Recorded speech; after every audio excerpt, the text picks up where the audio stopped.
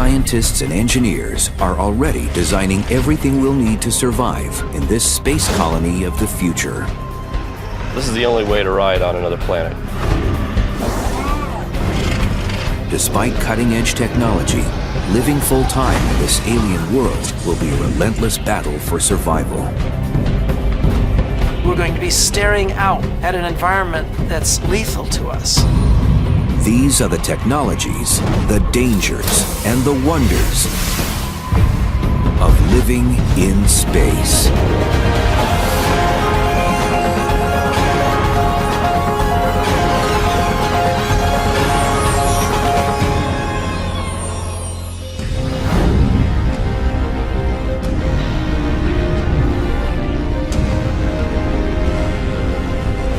It's the dawn of the 23rd century, and man has established a full-fledged colony on Mars. It hasn't been easy. On Mars, we are the invaders. And the angry red planet has declared war on us, using its very nature, scorching radiation, razor-thin air, and lethal dust storms. To ensure life here will be a constant struggle. So why bother to live in space at all? Why did these brave pioneers not simply stay huddled together where it is safe on terra firma? We should be at least a two-planet species. In other words, it's simply too dangerous to put all our eggs in one basket. Mars is our closest neighbor. It's the one that's, for better or worse, most similar to our beloved Earth. And it's the one that has the most possibilities.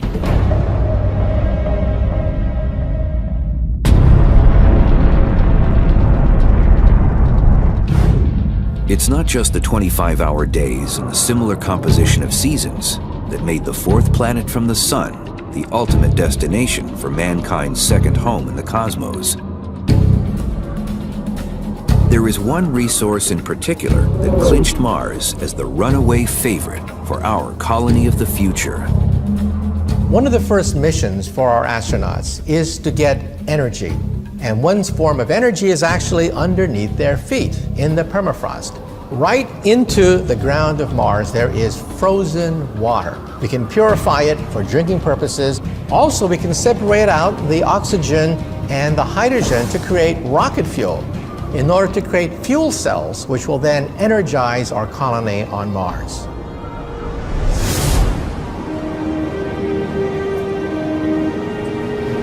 The colony itself is an engineering marvel. While there were a few scenarios considered for constructing a permanent Martian settlement, including an underground habitat, it was the most familiar and time-worn that was chosen for the 23rd century colony. Domes are ideal structures for extreme environments, say the desert or particularly Mars. And the reason is the dome creates the largest environment in enclosed space for the minimum amount of structure and mass, which is very important. Also, they're very, very strong. The base is more like a metropolis, a series of smaller domes rotating out from one central dominant hub, like the spokes on a wagon wheel. I love the idea of one large dome being the central plaza, the central place, the place to be at, surrounded by smaller domes. This high-tech oasis in the middle of the Martian desert is built like a fortress. The material we use has to be able to withstand the cold and also the radiation. The surface of Mars gets sterilized, bleached by harsh sunlight because Mars has no protective ozone layer. Certain kinds of fiberglass and plexiglass materials would have to be reinforced. Reinforcement bars placed within the glass in order to get a structure that is structurally strong enough to withstand the enormous strains and plunging temperatures on the red planet.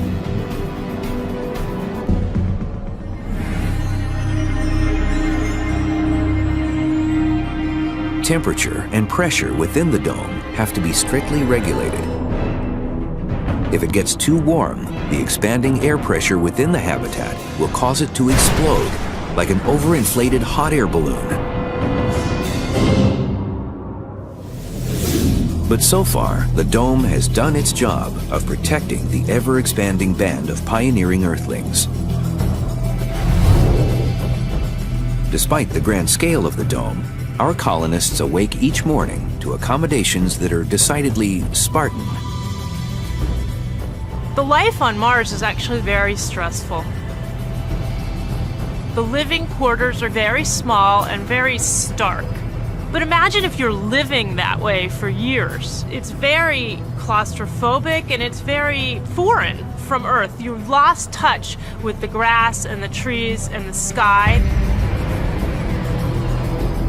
But the trade-off is spectacular. The chance to live under a crimson sky.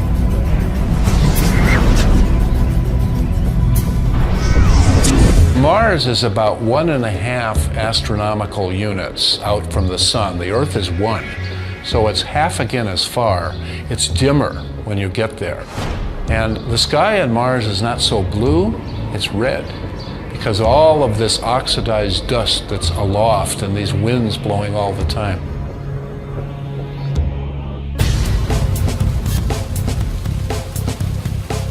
To make this alien world feel more like home, our travelers have brought with them artificial ecosystems. But the plants aren't there purely for comfort. They serve a vital function in creating and sustaining a closed environment for the habitat. We're going to be growing more than food on Mars. We are getting the oxygen we need from the plants. The plants will be getting the carbon dioxide they need. It's a beautiful synergy between humans and plants in that regard.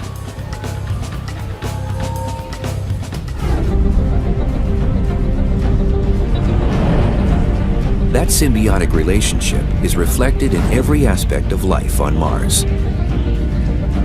Like an aquarium on Earth, every resource is recycled, nothing is wasted. We can think of an aquarium with fish and algae growing in it. And if you could seal that off, you could get a nice food waste cycle, converting wastes to renewable resources. That's what carbon dioxide and oxygen are.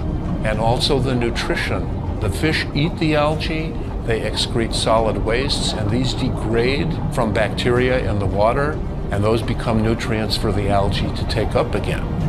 Unlike an aquarium, we're not going to be able to keep importing fresh supplies of seawater, fresh supplies of air. Our space-dwelling descendants are going to have mastered the art of self-contained environments, ecological life support cycles that recycle all the water, recycle all the air. If they do it well, they should be just as happy as the fish in a tank.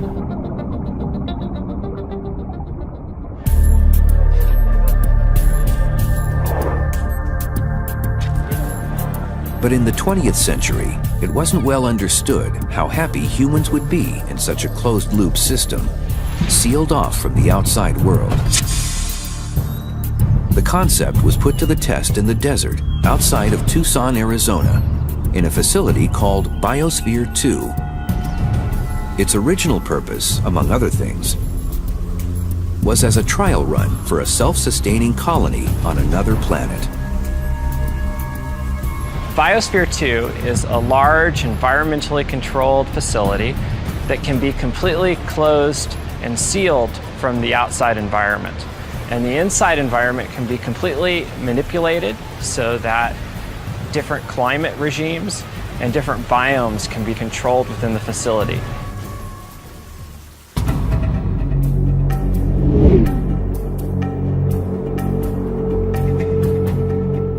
Biosphere 2 is a collection of 5 different ecosystems, or biomes, each gathered from a different corner of the Earth. They include a desert, wetlands, savanna grasslands, a tropical rainforest, and even a miniature ocean.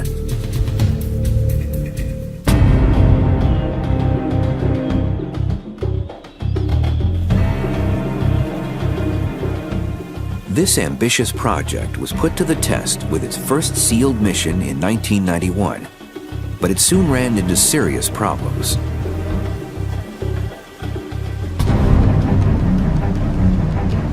At one point, the crew began exhibiting recklessly impaired judgment and even split into rival factions.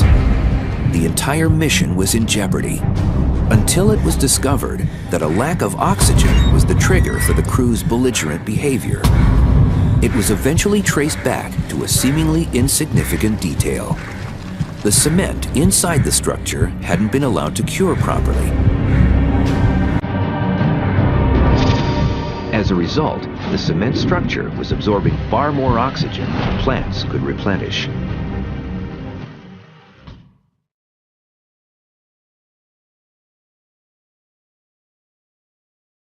This drawdown of breathable air reached levels equivalent to those found at an altitude of 18,000 feet. Similar effects are endured by mountain climbers at lethal heights. Eventually, fresh air had to be injected into biosphere. No such aid is available for our intrepid Martian colony, where a small oversight like failing to cure cement would prove fatal. Despite its inherent dangers, the closed environment of the dome is the safest place to be on Mars. But sometimes the colonists must leave this comfort zone and step outside.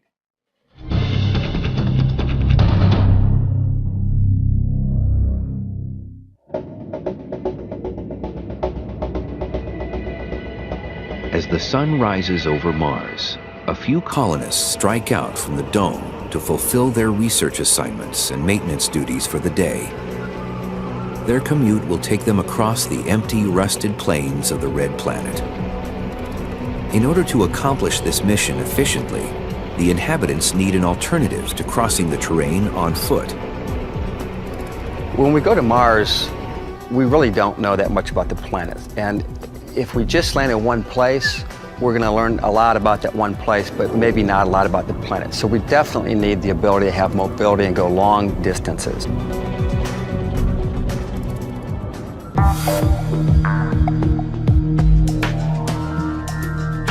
The rover, used for this purpose on the Apollo moon mission, was a convertible, essentially just an amped-up dune buggy.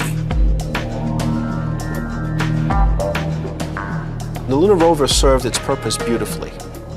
It allowed the two human explorers to not get too fatigued walking around, but instead allowed them to rove around the lunar surface and explore out to a greater range. But at the same time, this was clearly a short-range, short-duration mission solution.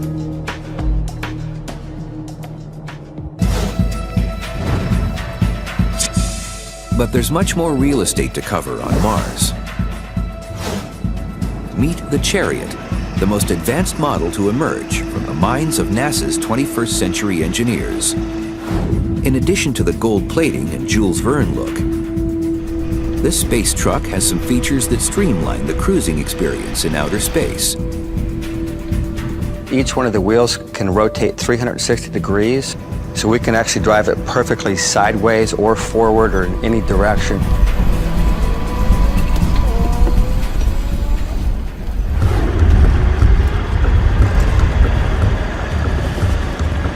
This versatility means that it can conquer most interplanetary topography, and that's not all. Spacesuits don't bend very well in the middle, so even though we think of seats as the obvious way to ride a car around town, it really doesn't make sense. So we built this upright interface. There's a ring here where the suit plugs in. All the weight of the suit is taken by this upright turret. This is the only way to ride on another planet.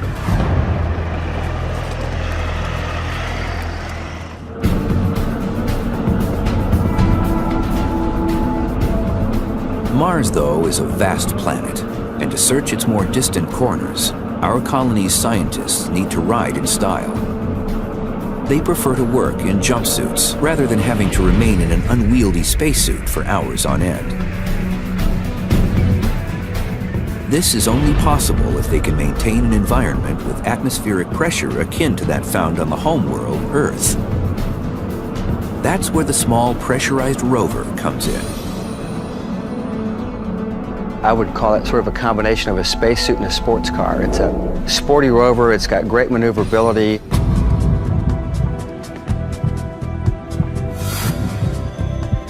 The chassis of the Chariot actually forms the base of the small pressurized rover. The cabin on the small pressurized rover would start about here and run all the way back to about here, leaving the rear of the vehicle kind of like the bed of a pickup truck. So that's available for carrying additional payloads. We could upgrade the machine and turn it into all kinds of pieces of equipment out in the field.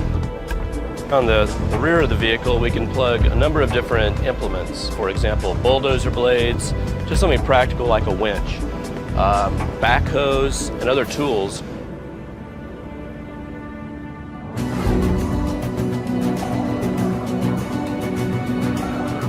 The Small Pressurized Rover, or SPR, is only slightly bigger than the Apollo rover and has a top speed of about 6 miles per hour.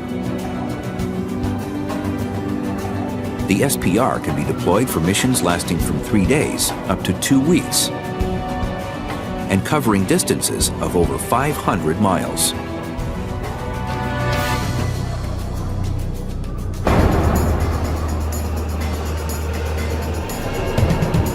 Certain enhancements also make it the spaceman's transportation of choice. A pair of spacesuits hangs on the exterior of the small pressurized rover. The passengers in the pressurized interior of the vehicle can enter the suits through a rear hatch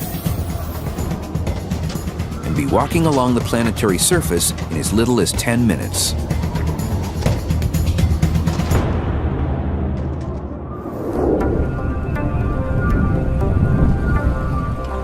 A scientist with the NASA Ames Research Center, Dr. Pascal Lee, explores another vehicle that is a precursor to one being designed for Mars.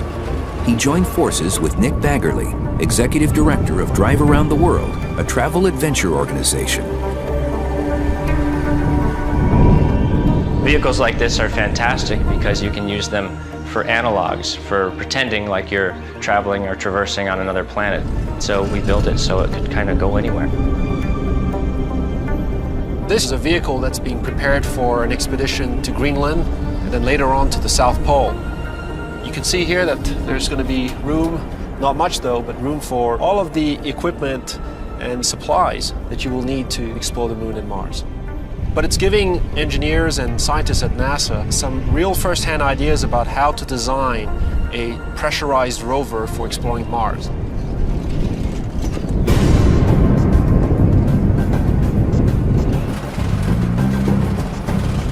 This robustly designed vehicle has a unique set of wheels. The tracks use this set of road wheels, but this round hamster wheel is what actually drives the track. It spins around, connected to the spindle of the vehicle, and pushes on these rubber lugs to propel the track. Each one measures 3 feet long by 16 inches wide, which is over 500 square inches of rubber on the road. Because each track has a built-in suspension system, it can actually articulate and follow the curve of the terrain that it's on. So this entire apparatus can pivot.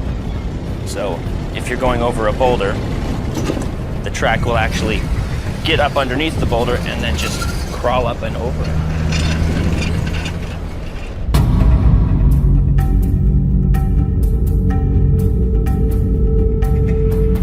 Mars is a gritty planet. Dirt, dust, and grime get into everything. This is especially true of a wheeled vehicle with moving parts, where the mechanisms can easily be corroded. The danger is having a track over-rotate. And when it does, you have a field repair situation on your hands.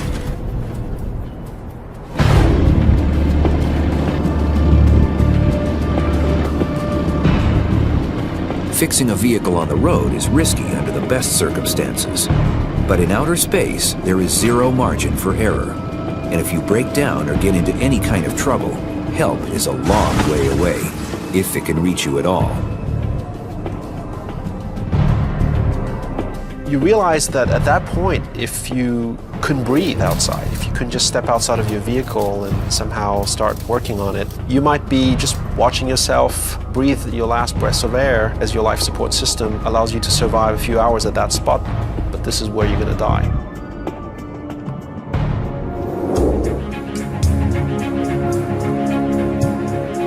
Fortunately, NASA has a contingency plan in mind. One of the nice advantages of the small pressurized rovers is that because they're relatively small and light, we can actually launch two. So we operate with a system of two together, sort of like a buddy system where there's two astronauts in each rover and they go out long ranges. And if one of them should break down, then all four astronauts can get in the other one and come home.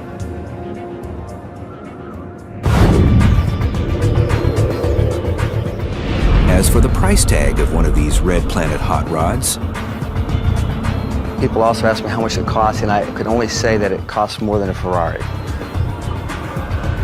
colonists are not only racing the Martian landscape in style, they'll be sporting a cutting-edge design in space outerwear that looks remarkably like a superhero's.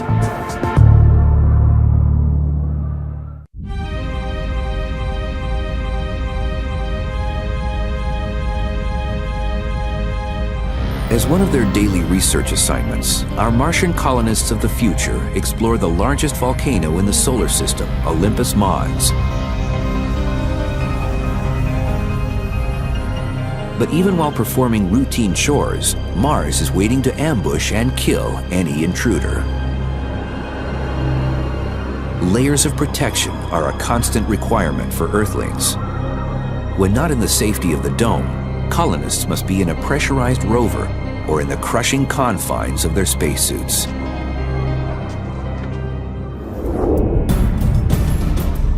Having done 4 spacewalks and spent over a 24-hour period in spacesuits, the suits are hard on you. They're stiff as a board and they're pressurized to the same pressure as a football. It's like 4.3 pounds per square inch.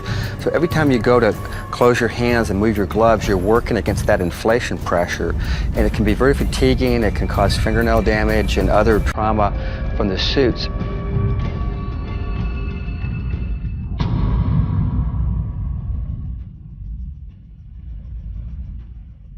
A spacesuit must defend the fragile human inside from the numerous threats of outer space.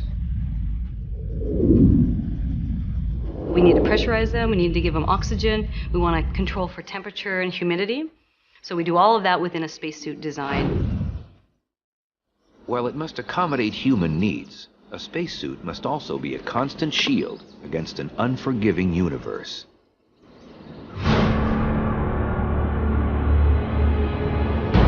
One lethal weapon in Mars' arsenal is a commonly occurring micrometeor shower, emitting tiny meteors, any one of which is enough to puncture a suit, leading to a gruesome death. Insulation with layers of neoprene and Kevlar is critical to keeping the astronauts safe from every encounter with a treacherous planet.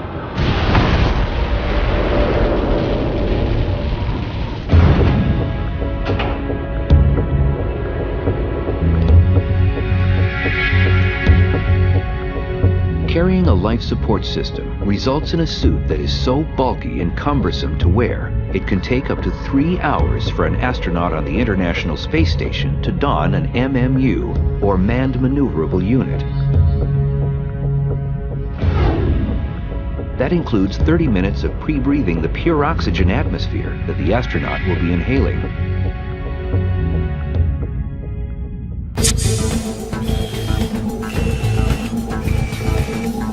But at MIT, scientists are using robotics to help create a new, more streamlined spacesuit, straight out of the pages of a comic book.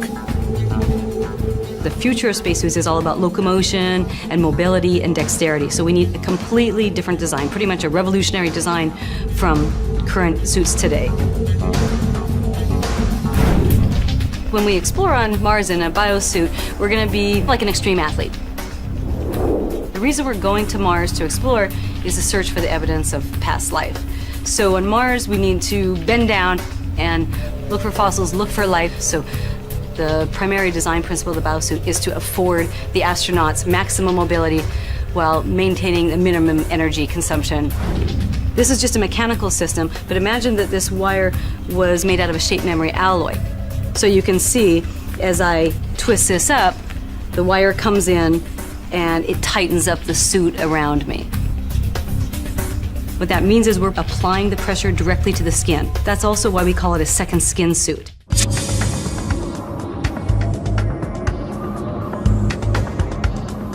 The life support system for the biosuit is modular, making it much more comfortable than the current unwieldy spacesuit. A hard torso shell connects to the backpack that contains the life support system.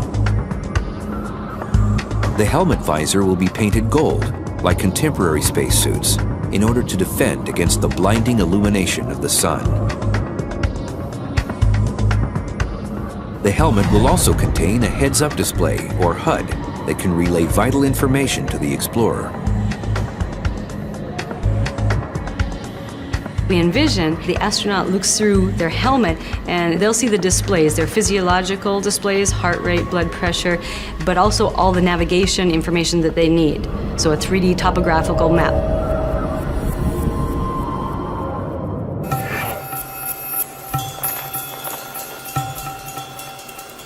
Normally, designers only worry about spacesuits being safe and functional. But the biosuit inventors also wanted to make sure that their creation was aesthetically pleasing. We hope that the biosuit looks really beautiful and wonderful. It wasn't intentionally made to look like a Spider-Man suit. The biosuit is just one futuristic technology that may someday make an appearance in the Martian colony. But no matter what spacesuit you're wearing, a stroll on Mars will never be a walk in the park. Martian colonists may dress like superheroes, but they aren't all powerful. Sometimes they need to rely on a robotic sidekick, the Robonaut. Robonaut is a robotic astronaut assistant. In this particular case, it has an all-terrain type rover for a lower body. It's our interpretation of the ancient Greek myths of a horse with a human body on top. The Robonaut project fuses human ingenuity with mechanical muscle through its telepresence operating system. You can think of it as a very advanced puppeteer mode, where you put on a set of virtual reality gear and then control the robot directly. His motions get translated into robot motions. A LCD helmet with two screens mapped directly to the two cameras in the robot's head. And in that mode, we can perform a lot of tasks in a very natural way.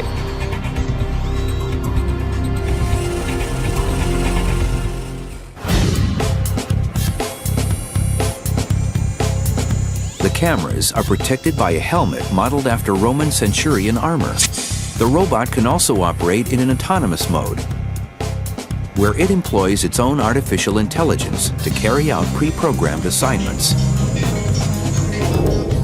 Since it will be blazing trails where people dread to set foot, Robonaut's size and shape are crucial. Robonaut is designed to help humans do human tasks.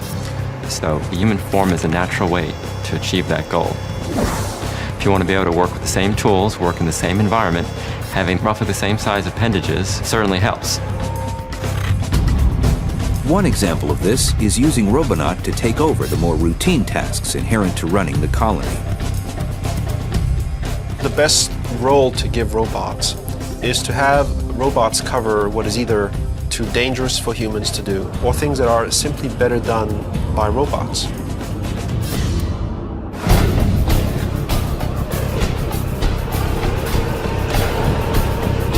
But the Robonaut is not merely a technician. His talents are critical to the success of the mission. Another very important role that we are seeing for robots is to go out there and scout for dangers but also for interesting scientific sites to really explore in depth. The robots are still very convenient tools for reconnaissance. Like the rover, the Robonaut runs on a solar-powered lithium-ion battery. While charging the machine is a simple task, fueling the human settlers is not nearly as straightforward. Starvation will be a constant shadow looming over the colonists. And if a precarious balance is not maintained, the end is always near.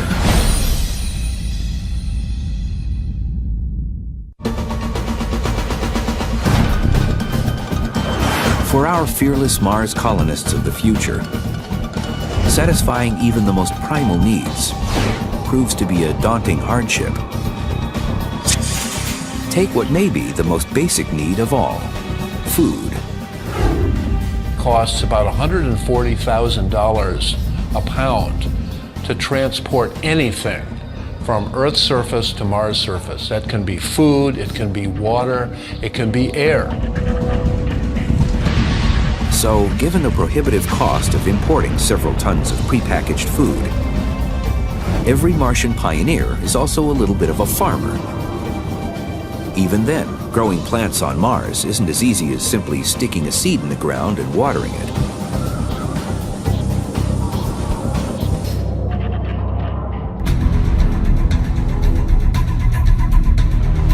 The Martian soil, or regolith, is an inconsistent resource. Even a minute trace of toxic material can spell instant death to the crops and doom for the colony. They cannot rely on Mars soil to nurture plants from Earth. On Earth, there are a couple of different ways that we grow plants. We grow them outside in the open field. We also grow them in a greenhouse. This is what greenhouses are like on Earth. They're located on the surface of the ground. They use natural solar radiation, and they operate year-round without danger from meteorites or ionizing radiation from space.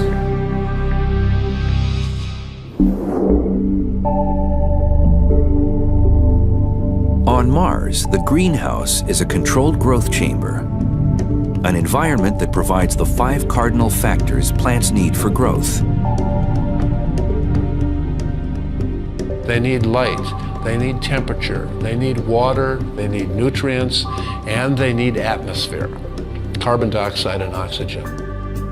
So with a growth chamber in a habitat, you can grow food all year round.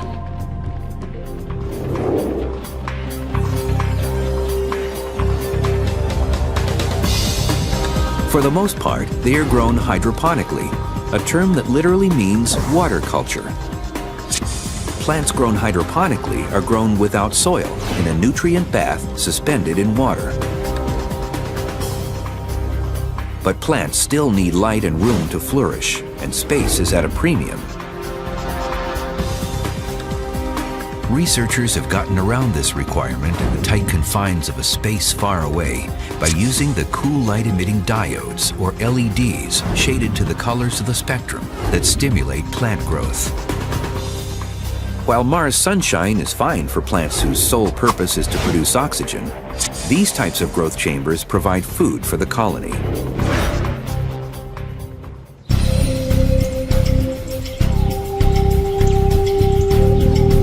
Another concern to plague the colonists. On Earth, insects pollinate plants. Does that mean that we'll be taking bugs with us into space? It's actually really difficult for bees to navigate under conditions that are not found on Earth because they use the UV light from the sun to navigate, and they use a lot of other cues. And we wouldn't have those same cues on Mars or in a space colony. A little invention works wonders. We have these vibrating wands that will act like artificial bees, or using air movement, like a fan that's blowing the pollen around from one flower to another. We think, though, that the astronauts or the colonists of another planet are actually going to really enjoy tending the plants.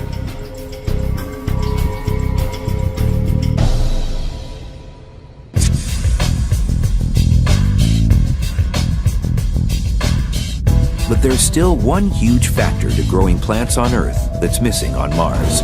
And it's something that even technology can't overcome. It's only about 3/8 Earth normal gravity on Mars, so there'll be less pull on the plants. On Earth, gravity drains water away from the roots of plants, allowing them to take in oxygen. With reduced gravity, water doesn't flow efficiently, leading to saturated roots unable to absorb nutrients and air. There will be maybe a tendency for them to grow weaker.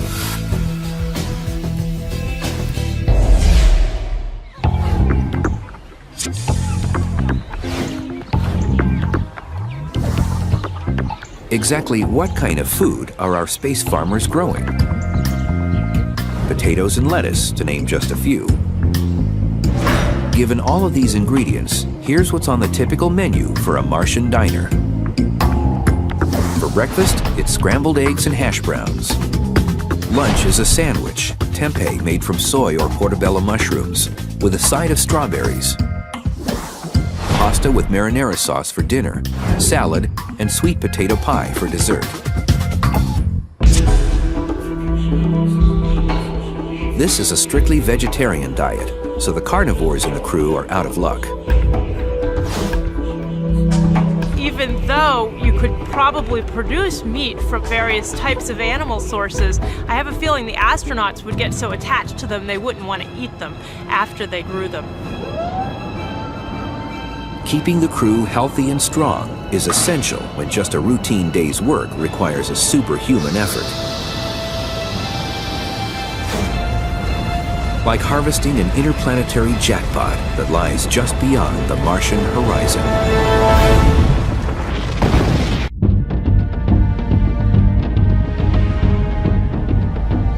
The cost of mounting this long-term expedition to Mars is astronomical.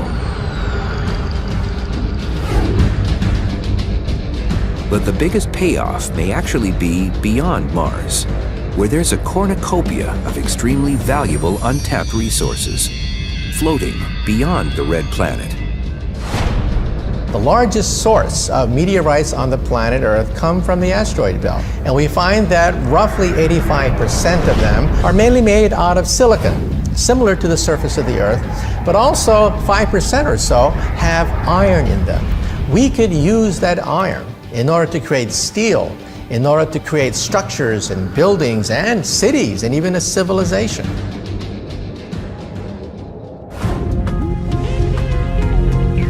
Harvesting the asteroids smooths the progress in assembling and expanding the Martian outpost. Constructing new facilities and spacecraft, as well as maintaining and updating the older ones, is accomplished utilizing the raw ores refined and processed from the belt.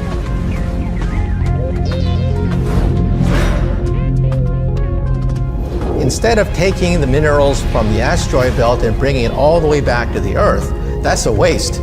It's much better to mine the asteroid belt in order to create materials for Mars.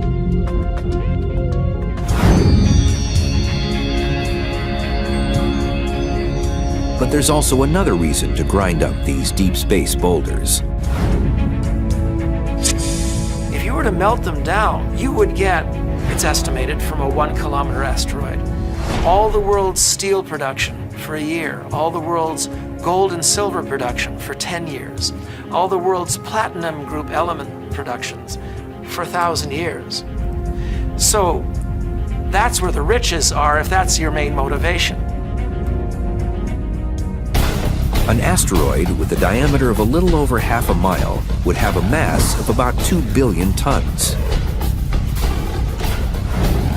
That's equal in weight to 20,000 Nimitz-class aircraft carriers. An asteroid of this size could contain enough nickel, cobalt, and platinum to be valued at over $150 billion. And this is just a small asteroid. Some monster rocks approach the dimensions of a real planet.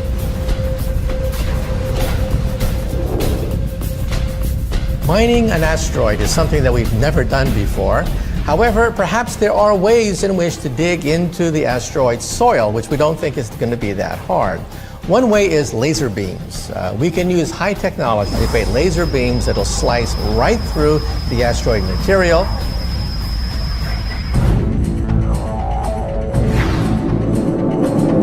But hollowing out a megaton rock in the airless void of space is by no means an easy proposition.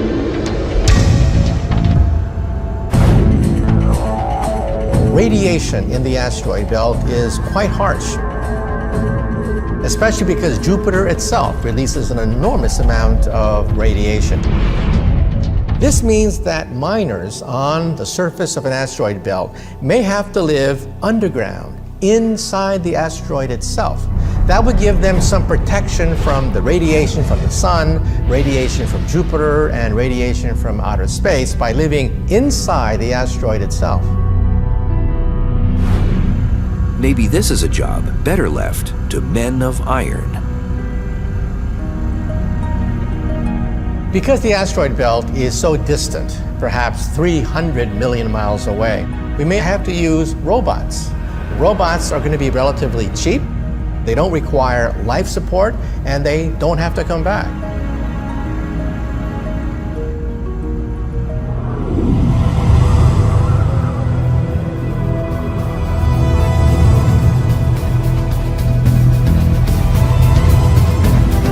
For the first interplanetary colony, humanoid robots working together with their astronaut partners is the only way to minimize risk and maximize survival.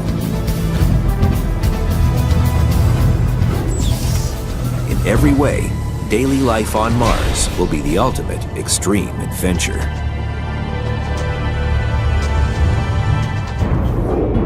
You get up in the morning, you've had an hour extra sleep, you bound out of bed because there's half the gravity. Then you suit up to go outside because you have an hour of duty, checking on the robots that keep life possible. And then, on your way home, you stop on a ridge and you look across the valley into the canyons. And you look up at the Martian sky with the amazing sight of stars twinkling through. Exploring the surface of Mars is going to be a fantastic adventure. There are landscapes that are of unimaginable beauty, some completely alien to us. There are thousands and thousands of kilometers of terrain to cover in every direction. It's going to be a fantastic wonderland for scientists.